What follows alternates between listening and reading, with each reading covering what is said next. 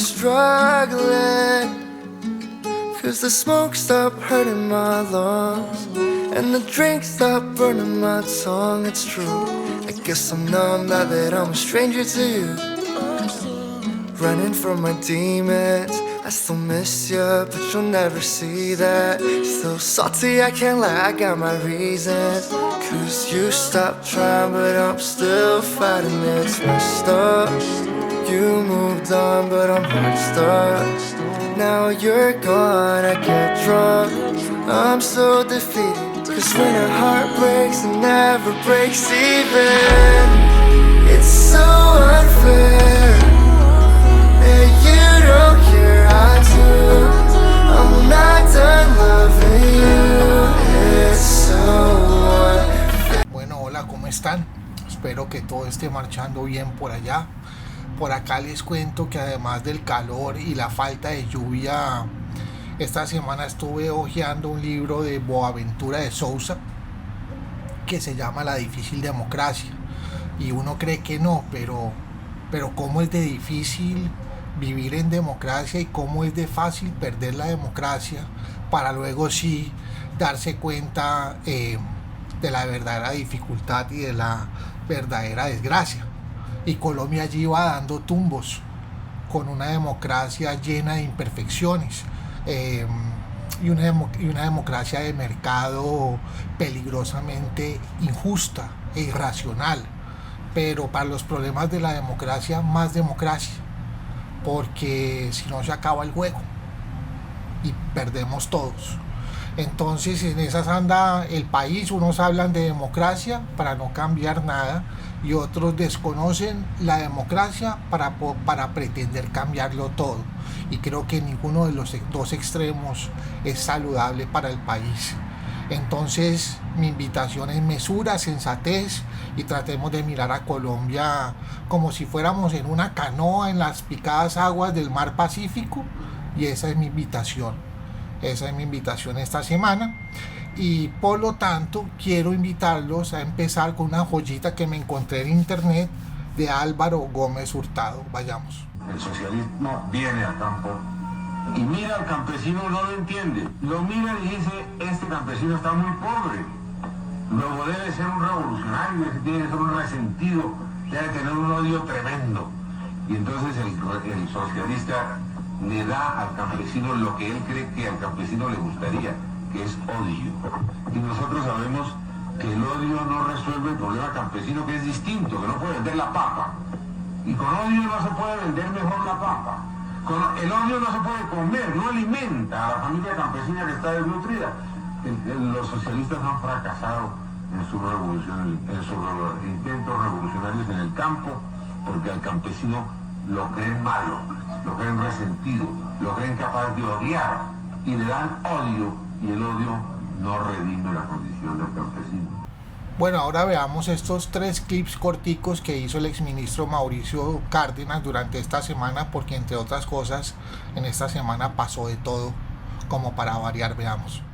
Devuelva el reloj 30, 40 años a un modelo donde el Estado debía estar en el centro de la salud, las carreteras, las pensiones, los servicios públicos. Eso es lo que quiere Gustavo Petro. Ellos saben que el Estado sea la voz cantante acá. Quiero decir lo siguiente, que es importante, es que muchas de estas cosas que el gobierno ha querido hacer a través de unas reformas que ponen todo patas arriba, lo hubiera podido hacer directamente en la discusión del presupuesto. Hubiera podido crear, por ejemplo, los centros de atención prioritaria, 25.000 centros para el punto de entrada a la salud. Si el gobierno quería crear eso como parte de una estrategia pública, lo puede hacer. No necesita reformar el sistema.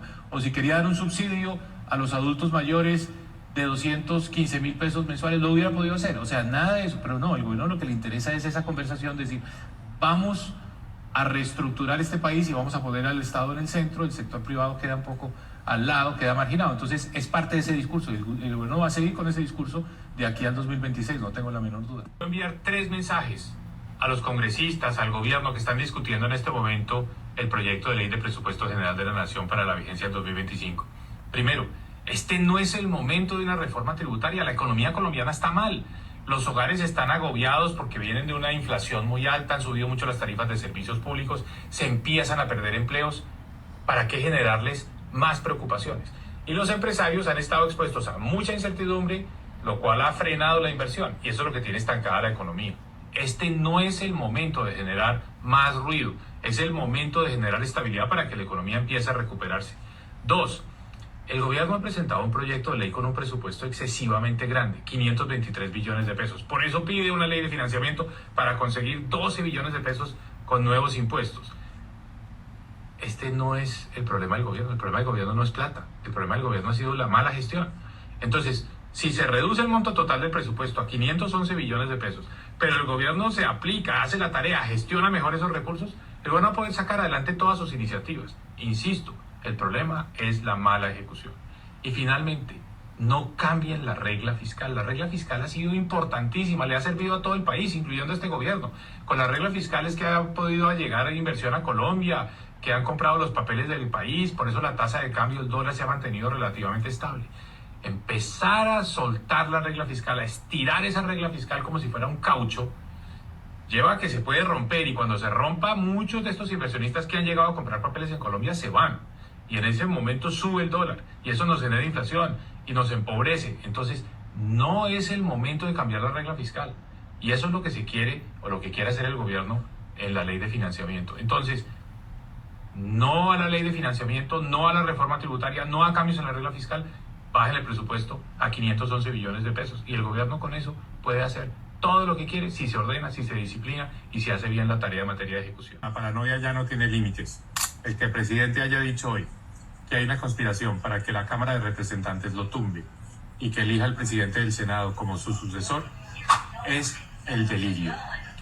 Colombia es más que eso. Colombia es más que un gobierno que está buscando los culpables, los enemigos, creando conflictos donde no los hay, creando amenazas. Todo esto como estrategia para gobernar, para distraer, para que el país no le pida cuentas al presidente sobre lo que ha hecho, para que no nos diga si las carreteras que prometió, si los cupos universitarios que ofreció se han cumplido o no. Este es el gobierno que nos está diciendo: aquí no importan las ejecuciones, no importan los resultados, no importa que haya o no gestión.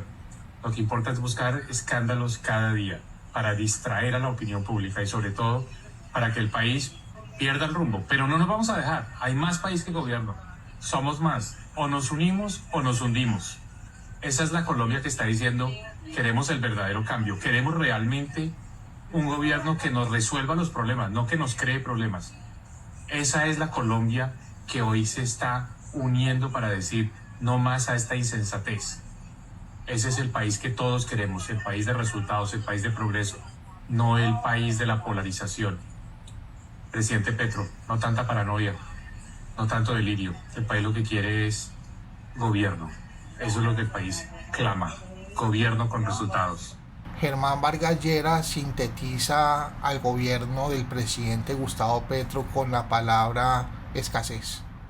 Día a día, el país se cae a pedazos y todo se va deteriorando.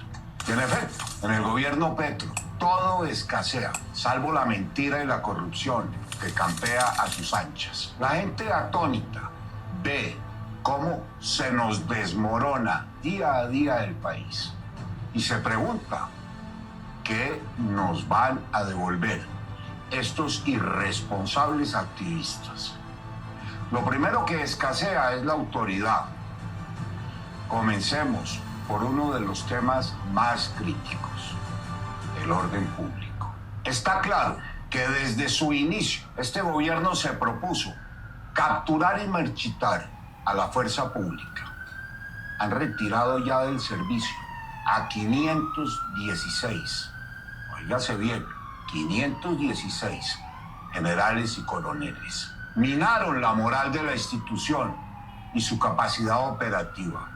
Hoy más del 30% del territorio colombiano es controlado por grupos criminales, en donde claramente ellos gobiernan. Ya desmontaron el servicio militar obligatorio. Ya han anunciado la cancelación del programa de sustitución de cultivos ilícitos.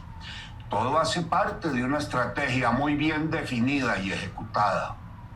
Y no me referiré hoy a la mal llamada paz total, que también hace parte de la misma estrategia de entregar el país a la delincuencia. También escasea la salud. Este gobierno fue capaz, como se lo había propuesto, y aún sin ley, de acabar con el sistema de salud. Primero lo asfixiaron, luego lo intervinieron y finalmente se apropiaron del sistema. Y ahora van a profundizar la crisis, insistiendo en un proyecto que está orientado a estatizar lo que resta del mismo. Escasean las vacunas, escasean los medicamentos neurológicos, psiquiátricos, oncológicos y muchos otros de enfermedades crónicas. Escasea también la austeridad y la disciplina fiscal. Este gobierno gasta a manos llenas y promete subsidios multimillonarios a todos los colectivos que anima en su inalterable programa de compra de apoyos y conciencias de cara a las elecciones de 2026. Como escasean los recursos del presupuesto y cae el recaudo fiscal, presentará una nueva reforma tributaria que terminará por asfixiar definitivamente la economía nacional. También hay escaseces mentirosas, como la del combustible para aviones, que se convirtió en la gran excusa para un contrato millonario que ya investiga la Contraloría. La que no es mentirosa, pero el gobierno se niega, es la escasez de gas. La realidad es que el país enfrentará un inevitable desabastecimiento de gas el próximo año. Sostiene el gremio, con razón, que se terminaron 45 años de autosuficiencia y nuestra soberanía y seguridad energética quedaron comprometidas. También habrá escasez por el lado del petróleo. Primero por cuenta de la fallida inversión con la Oxy. En segundo lugar, porque al menos la mitad de las compañías que hoy operan en Colombia ya cancelaron o aplazaron sus nuevas inversiones. Al cambio en la política y la transición energética galáctica impulsada por el gobierno se unen un incremento del 54% en los atentados a la infraestructura petrolera, los bloqueos y las vías de hecho, para que el panorama de esta industria de la que vive el país no pueda ser más desolador. Y en cuanto al suministro de energía eléctrica, advierte el Contralor que 10 millones de colombianos pueden quedarse sin luz. Y lo que es más grave, se vislumbra una nueva escasez y la incapacidad para atender la demanda de energía en el inmediato futuro. Y como estamos hablando del presidente Petro, creo que el presidente tiene todo el derecho de defenderse y de plantar su posición. Veamos. Como si no hubiera libertad de crítica, como si al lado de la libertad de expresión no hubiese la libertad de crítica. Petro no puede tenerla, pero sí se debe maltratar y calumniar, incluso por una franquista contra mi hija. Eso sí, eso no es pecado. De matar a un izquierdista en Colombia no es pecado. A través de una forma de comunicación que es la comunicación del poder, que siempre está diciendo que la diferencia es satánica y que hay que eliminarla. Se silencia que Colombia es el país más desigual y uno de los más violentos del mundo. Se silencia y se silencia. Y sé que son duros mis palabras, pero sé cuánto tiempo tengo para decirlas y aprovecho, porque yo no estoy diciendo mentiras. Pues la ley permite que el presidente de la República revele secretos reservados, la ley de Colombia. Si se violan derechos colectivos, derechos de nuestra juventud pobre barrial de las grandes ciudades de Colombia, yo no lo permito. No me silencio mientras pueda pronunciar mis palabras. El poder y quienes le obedecen, cualquiera que sea su profesión, incluida la periodística. El principio liberal y democrático de la prensa tenía que ser independiente del poder. La prensa tiene que ser independiente del rey. El rey no es el presidente. El rey es el poder económico. Los dueños de los grandes medios de comunicación del mundo son del poder económico. Se arrodilló un sector de la prensa, la más poderosa ante el poder. y se silencia. Y por eso Gaza no aparece en la mayor parte del prensa del mundo. Afirmo eso, porque debe haber libertad de expresión, pero al mismo tiempo debe haber libertad de crítica. Son dos, no una. Es la libertad, porque si se calumnia, alguien debe defenderse, porque es su dignidad y su derecho. No es la hora del silencio, la hora de la rebeldía. Libertad de expresión sí, pero libertad de crítica. Nosotros no nos vamos a callar la verdad ante nuestro. La violencia es la ausencia de comunicación.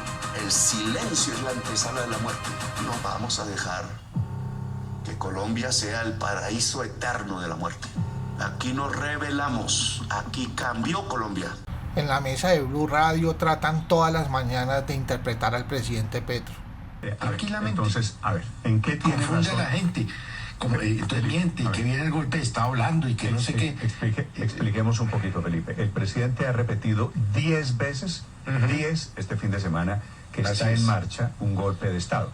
En 5 trinos ya no son 140 caracteres, son unas pastorales larguísimas, son hojas y hojas, que yo quiero saber, el presidente, entre paréntesis, cuánto se demora escribiendo esto en un teléfono celular. Pero bueno, escribe larguísimo. La tesis del presidente es que a través de la investigación administrativa en el Consejo Electoral, de ahí lo van a tumbar. Lo que nos acaba de decir el presidente del Consejo de Estado es, lo pueden investigar, pero lo máximo que van a hacer es ponerle una multa. Ahora, claro, que después vengan investigaciones y tal, y eso le corresponde, esa competencia se mantiene en la Comisión de Acusación de la Cámara. Pero es que una cosa está unida con la otra. Héctor, esa frase desafortunada del presidente es que no acepto que ¿Cómo que no? Si es que aquí no hay nadie por encima de la ley. Pero y esto no es para tumbarlo a él, esto es para sancionar. Pues no sé si al candidato a la campaña, eso lo tendrá que decidir el Consejo Nacional Electoral. Pero esto lo que lo pone uno a pensar es que explicación no pedida, acusación manifiesta, ¿no? El periodista de Caracol, Gustavo Gómez, anda en las mismas que los analistas de Blue Radio, tratando de interpretar al presidente Petro para tratar de entender o de saber hacia dónde va Colombia, por lo menos en el futuro inmediato. Veamos. Yo, al igual que muchos colegas y millones de colombianos, hacemos permanentes esfuerzos de entender bien lo que usted dice, de escudriñar en sus palabras, en sus ideas, en sus conceptos, en sus planteamientos, como también deben hacer sus funcionarios y sus ministros, para tratar de entender con alguna claridad para dónde va usted. Y lo hacemos con enorme cariño, incluso tratando de hacer esa interpretación en las redes sociales, donde usted, más allá de los 160 caracteres, pues ha elegido el camino de unos párrafos farragosos, enormes, largos, a veces poco hilvanados, con no mucha coherencia, y todos los días nos asomamos a esas redes donde usted es tan prolífico para tratar de entender qué quiere hacer, para dónde va, cuáles son sus ideas, sus sueños, sus sentires, y qué va a pasar con nosotros, porque de sus decisiones y de lo que usted hace y su gobierno hace, pues depende el futuro de nuestras familias. Y siempre estoy en la mejor disposición de hacerlo, pero en las últimas horas quedé muy confundido. Después de muchos episodios de incomprensión, de maltrato y de ofensa a los medios de comunicación, esos que usted también aprovechaba cuando estaba en la oposición y era senador, y le complacía tanto que los medios de comunicación destacaran una labor que, después de que usted dejara la subversión, una labor que como demócrata fue muy valiosa y muy importante en la lucha contra la corrupción, contra el crimen, contra el delito, contra el genocidio, contra los grupos al margen de la ley, como el grupo al que usted perteneció y que hoy es un movimiento político muy respetable. Y créame que en esa época usted tenía un buen matrimonio con los medios de comunicación, que eran básicamente los mismos medios de hoy, hegemónicos, como ustedes los llaman, o tradicionales o antiguos, como RTBC, que también es un medio hegemónico. Creo que va a cumplir en sus formatos cerca de 54 o 55 años. Pero lo que voy con este comentario es que quedé muy asombrado con lo que usted ha llegado a decir sobre los periodistas, y he estado hablando con algunos colegas hace un rato, tratando entre todos de entender sus palabras. Algunos han hecho una lectura que me parece aterradora, en el sentido de que usted se asoma a la muerte y el asesinato de los periodistas, como tratando de ver qué muerte es buena, qué muerte es mala, qué periodista está vivo, cuál no debería estar vivo. Y me parece que ya es una cosa un poco caótica y ofensiva. y francamente de mal gusto para con los periodistas. Pero pienso que tal vez usted, que ha ido adornándose en el lenguaje, que lo ha convertido en algo cada vez más denso, más complejo, más difícil de entender, usted se sigue exigiendo cada vez que está en la plaza pública en hacer cosas más elaboradas, en adornarse más, como digo, pues tal vez no quiso decir lo que muchos creen que quiso decir, y tal vez no quiso ser agresivo hasta límites de la vida y de la muerte con los periodistas. Tal vez esa no era su idea, pero le confieso que muchos entendieron que es eso, que el desagrado que usted siente por la prensa cuando no lo abanica, cuando no lo aplaude, cuando no somos áulicos suyos, cuando no hacemos las genuflexiones que a veces al poder tanto le gustan, lo lleva a estas declaraciones públicas que son francamente molestas y dolorosas. Sigo tratando, señor presidente, se lo prometo, sigo tratando con el mayor respeto de entenderlo. Espero que usted me haya entendido. El presidente Gustavo Petro explica por qué utiliza tanto la red social X. Pues fui casi el primer político que usó las redes para hablar. Me criticaban que vive en el Twitter, que no sé qué, que por favor no gobierne desde el Twitter, me decían. Si no hubiera hablado desde las redes, a mí me hubieran silenciado hace tiempos y no estaría aquí hablando. Logré construir un poder comunicacional como líder político propio, de los más grandes de Colombia. Y eso es lo que me ha permitido resistir la calumnia, lo que me ha permitido resistir el silenciamiento. Bueno, financiar es empoderar. Y si la comunicación alternativa se empodera al pueblo de Colombia. Es el poder lo que se está discutiendo, no es ni siquiera el gobierno. Gobierno y poder no es lo mismo. El poder está en los clubes sociales de la oligarquía, donde se reúnen para conspirar contra la gente del pueblo de Colombia. Ese es el poder, el que determina hasta cuándo va un gobernante o no, el que determina qué clase de gobernante, el que hace que gente vote por sus áulicos, los áulicos del poder del dinero, y no por quienes podrían representar genuinamente la voluntad popular de Colombia, destruyendo completamente la democracia y hundiéndola en el mar sanguinolento de la violencia. El expresidente Uribe es otro que se la pasa defendiéndose porque la polarización de este país ha llegado a un punto de que pues, ya no sabemos qué es lo que pueda pasar, veamos. Pero una exigencia del resultado. No es que me vengan a decir que como yo exija resultados iban a cometer crímenes. Por favor. La culpa nunca es de quien exige resultados con transparencia, del incapaz criminal, que para fingir resultados produce crímenes.